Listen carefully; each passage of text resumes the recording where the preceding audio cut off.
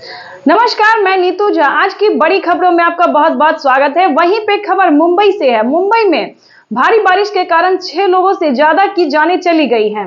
आपदा प्रबंधन ने अगले 48 घंटे तक बारिश का अलर्ट जारी किया है। भारी बारिश के कारण जनजीवन भी प्रभावित हुआ है। बिहार में चुनाव को लेकर एनडीए ने विधानसभा सम्मेलन 23 अगस्त से शुरू कर दिया है। हर दिन 14 विधानसभा होंगे, जिसमें 14 टीम भी बनाई गई है। प्रधानमंत्री नरेंद्र मोदी 15 अगस्त को लाल किले से झंडा फहराए। झंडा फहराने के बाद प्रधानमंत्री नरेंद्र मोदी महात्मा गांधी को श्रद्धांजलि भी दी। उसके बाद पीएम मोदी ने अपना संबोधन शुरू किया। अपने संबोधन के दौरान पीएम मोदी ने 10 बड़े ऐलान भी किए। वहीं पर दूसरी ओर कांग्रेस सांसद राहुल गांधी और मल्लिकार्जुन खड़गे स्वतंत्रता दिवस के मौके पर समारोह में शामिल नहीं हुए। रीजन ये था कि उन्हें 2024 में पीछे वाली सीट पर बिठाया गया था। सीपी राधाकृष्णन को एनडीए ने उपराष्ट्रपति के पद पर उम्मीदवार घोषित किया है।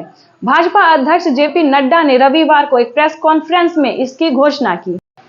दिल्ली की मुख्यमंत्री रेखा गुप्ता पर जन सुनवाई के दौरान हमला हो गया। मीडिया रिपोर्ट के अनुसार उन्हें थप्पड़ मारा गया, लेकिन बीजेपी अध्यक्ष वीरेंद्र सक्सेना ने कहा कि आरोपी ने उनका हाथ पकड़कर खींचा, जिसके चलते मेज से उनका सर टकरा गया और उन्हें सर में चोट आ गई। थप्पड़ मारने वाली रिपोर्ट गलत है। मुख्यमंत्री नीतीश कुमार की अध्यक्षता में मंत्री परिषद के साथ बैठक संपन्न हुआ, जिसमें 5 सितारा होटल, शिक्षा, सड़क, स्वास्थ्य से जुड़ी 16 एजेंडों पर मोहर लगा। ये तो थी रिपोर्ट। अब तमाम बड़ी खबरों से पहले एक नजर सुर्खियों पर। श्री कृष्ण जन्मभूमि पर ठाकुर जी को अर्पित होने वाले पोशाक को 6 महीने में मथुरा के कारीगरों ने तैयार किया है। इसमें सोने चांदी के तारों का भी इस्तेमाल किया गया है और कपड़ों में इंद्रधनुष के 7 रंगों को भी रखा गया है। साथ ही ऑपरेशन सिंदूर की थीम पर बनाया गया। बिहार में वोट अधिकार यात्रा के दौरान खुली गाड़ी में तेजस्वी यादव और साथ में लालू यादव बोले, बीजेपी को उखाड़ फेंकना है। राहुल गांधी ने कहा, यह संविधान बचाने की लड़ाई है। गुजरात के कच्छा जिले के चौबाड़ी गांव में कृष्ण जन्मोत्सव में मटकी फोड़ते समय एक बिजली का खंभा भीड़ के ऊपर गिर गया, जिससे एक नाबालिग लड़के की मौत हो गई, जबकि कई अन्य घायल हो गए। नरेंद्र मोदी ने लाल किले से ऑपरेशन सिंदूर का जिक्र किया तो बौखलाया पाकिस्तानी। एक्सपर्ट बोले, ये हमारी ही करनी का फल। भगवान श्री कृष्ण के 52वें जन्म उत्सव पर मथुरा में योगी आदित्यनाथ ने बड़ी घोषणा। सीएम योगी ने मथुरा वृंदावन को करीब 646 करोड़ की 118 विकास परियोजनाओं की सौगात। खोखरा इलाके की 7th डे स्कूल में कल 19 अगस्त को एक चौंकाने वाली घटना सामने। कक्षा 8 के एक छात्र ने कक्षा 10 के छात्र की हत्या कर दी। मामूली धक्का मुक्की को लेकर विवाद इतना बढ़ गया कि छात्र ने स्कूल के बाहर चाकू मार दिया। गंभीर रूप से घायल छात्र को तुरंत मणिनगर की निजी अस्पताल में ले जाया गया, जहां इलाज के दौरान उसकी मौत हो गई। बिहार के मुख्यमंत्री नीतीश कुमार की अध्यक्षता में मंगलवार को हुई कैबिनेट बैठक में कई अहम प्रस्तावों पर मोहर लगी। कुछ 36 एजेंडों की स्वीकृति दी गई, जिसमें शिक्षा और प्रशासनिक सुधार से जुड़े कई महत्वपूर्ण फैसले लिए गए।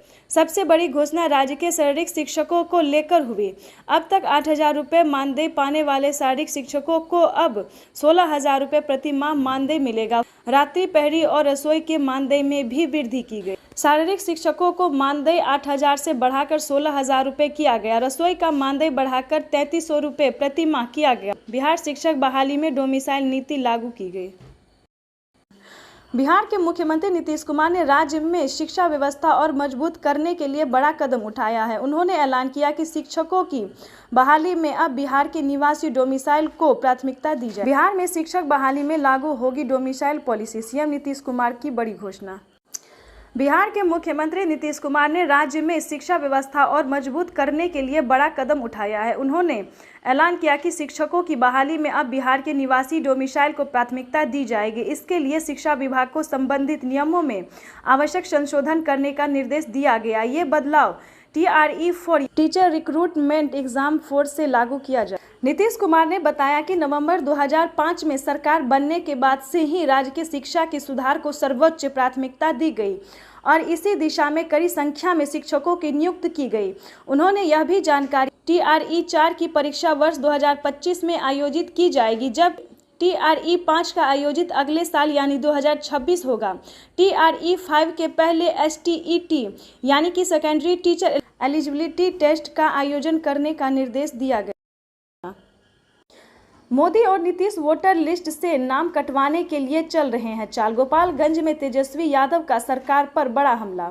तेजस्वी यादव ने एक बड़ा दावा करते हुए कहा कि प्रधानमंत्री नरेंद्र मोदी और मुख्यमंत्री नीतीश कुमार वोटर लिस्ट से नाम कटवाने की साजिश रच रहे हैं। उन्होंने लोगों से अपील की कि वे अपना नाम वोटर लिस्ट में जरूर चेक करें। के नेता प्रतिपक्ष और पूर्व उप मुख्यमंत्री तेजस्वी यादव रविवार को गोपालगंज पहुंचे। उनका जिले के बैकुंठपुर विधानसभा चुनाव में जोरदार स्वागत हुआ। बहन सम्मान कार्यक्रम में शामिल होने पहुंचे तेजस्वी यादव को सैकड़ों महिलाओं ने राखी बांधी और उनका आशीर्वाद लिया। इस दौरान तेजस्वी ने भावुक अंदाज, सबका जो आशीर्वाद मिला है हम इसके कर्जदार हैं, जब हमारी सरकार बनेगी तो सूद सहित लौटाएंगे।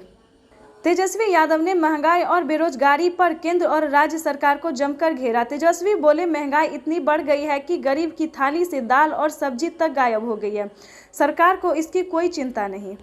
तेजस्वी यादव ने महिलाओं को साधने के लिए एक नई योजना का ऐलान किया, जिसे उन्होंने BETI योजना नाम दिया। उन्होंने बताया कि इस योजना के अंतर्गत ई से बेनिफिशियरी, ई से एजुकेशन, T से ट्रेनिंग, I से इनकम।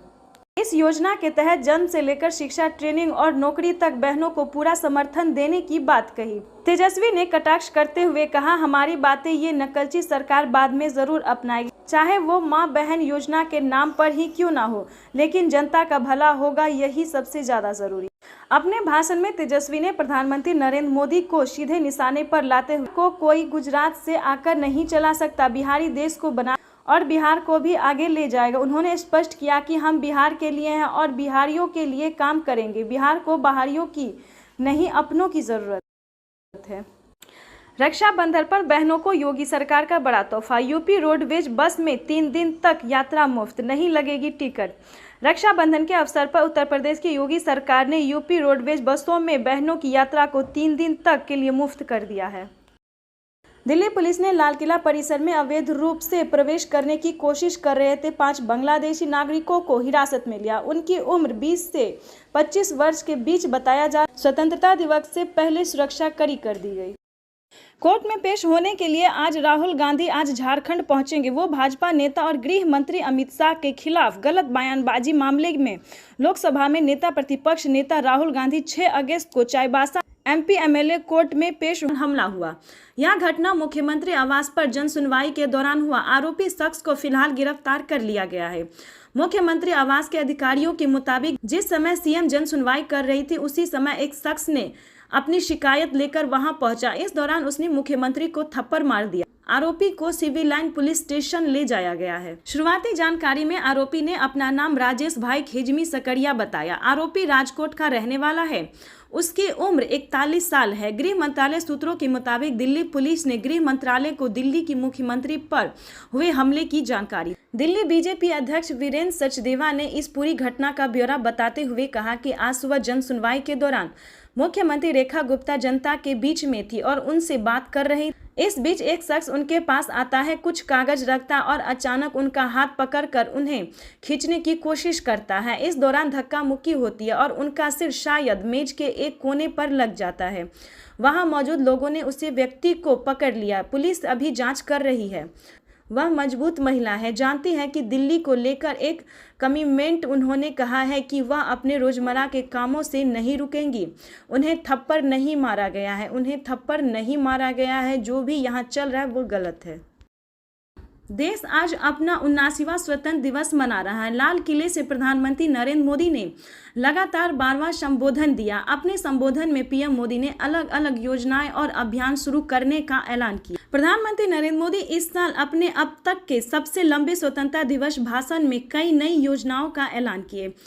इसमें सबसे पहले नंबर पे आता है मिशन सुदर्शन चक्र, नेशनल डेमोग्राफी मिशन, PM विकसित भारत रोजगार योजना, national deep water exploration mission, national critical minerals mission, GST reforms आदि से जुड़े ऐलान किए। बिहार चुनाव को लेकर NDA का विधानसभा सम्मेलन 23 अगस्त से शुरू हो गया है। हर दिन 14 विधानसभा सम्मेलन होगा। इसके लिए 14 टीम भी बनाई गई है, जिसका नेतृत्व NDA के वरिष्ठ नेता करेंगे। इसके अलावा केंद्रीय मंत्री भी इसका हिस्सा बनेंगे। बिहार में महागठबंधन की वोट अधिकार यात्रा के बीच NDA ने भी चुनाव की तैयारी तेज कर दी है। चुनाव से पहले महागठबंधन की वोट अधिकार यात्रा की शुरुआत सासाराम से हो गई है। राहुल गांधी और तेजस्वी यादव अगले 15 दिनों तक 25 जिलों में घूमकर SIR के खिलाफ हल्ला बोलेंगे। लालू यादव और मल्लिकार्जुन खड़गे ने यात्रा को रवाना किया। मुंबई में लगातार बारिश से हालात बद से बदतर होते जा मुंबई की लाइफलाइन तो कहीं पर लोकल ट्रेन सेवा कई जगहों पर रद्द हो गई है। हावड़ लाइन पर 15 घंटे बाद लोकल ट्रेन सेवा बहाल हुई। वहीं राज्य के बारिश से जुड़ी घटनाओं में पिछले 24 घंटों में 6 लोगों की मौत हो गई है।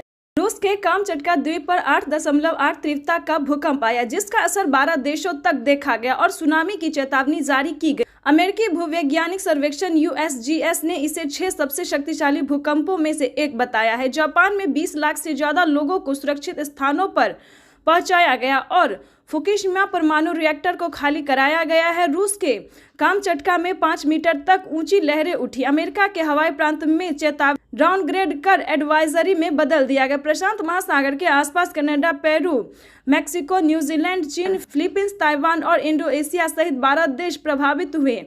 वहीं भारत में हिमाचल प्रदेश के मंडी जिले में बादल फटने से भारी तबाही, जिसमें सड़कों और 100 से ज्यादा गाड़ियां मलबे में दब गई। वैज्ञानिकों ने सुनामी और समुद्र के भीतर भूकंप, ज्वालामुखी विस्फोट या जमीन खिसकने से उत्पन्न प्रकृति इतिहास में 2004 की हिंदी महासागर सुनामी और 1755 की पुर्तगाल सुनामी जैसी घटना दर्ज की है। बिहार में अजब गजब निवास प्रमाण पत्रों का मामला सामने आया। पटना में मसौढ़ी में डॉग बाबू और पूर्वी चंपारण में सोनालिका ट्रैक्टर के नाम से प्रमाण पत्र जारी हुई। तेजस्वी यादव ने NDA सरकार पर भ्रष्टाचार का आरोप लगाया और कहा कि बिहार भगवान भरोसे चल रहा है, सरकार इसे बदनाम करने की साजिश बता रही है।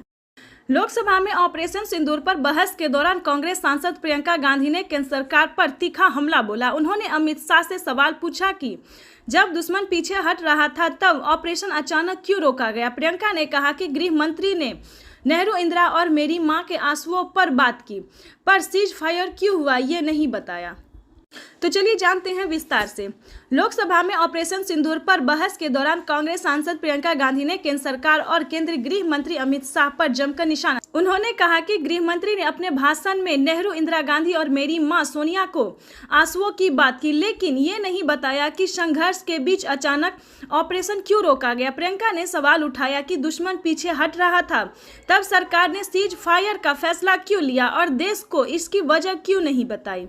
उन्होंने आगे कहा कि सरकार जरूरी सवालों से बच रही है और केवल भावनात्मक बातें करके जनता का ध्यान भटका रही है। पीएम मोदी को बताया गैर जिम्मेदार। प्रियंका गांधी ने कहा कि पहली बार ऐसा हुआ कि युद्ध को बीच में ही अचानक रोक दिया गया और इसका ऐलान भारत के प्रधानमंत्री नहीं बल्कि अमेरिका के राष्ट्रपति डोनाल्ड ट्रंप ने किया। उन्होंने इसे प्रधानमंत्री की गंभीर गैर जिम्मेदारियां बताया और साथ ही कहा कि यह भारत की कूटनीतिक विफलता भी दिखाता है।